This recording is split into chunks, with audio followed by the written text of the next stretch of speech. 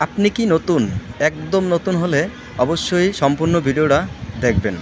তাহলে আপনার ভিডিও তৈরি করতে আপনার সুবিধা হবে।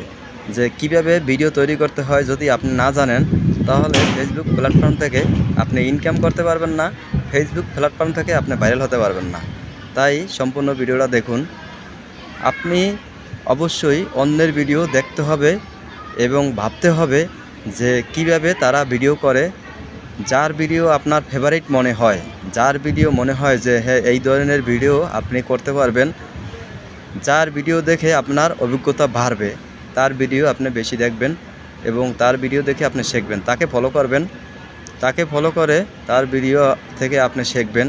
শিখে ওই ধরনের ভিডিও একা একা করার চেষ্টা করবেন।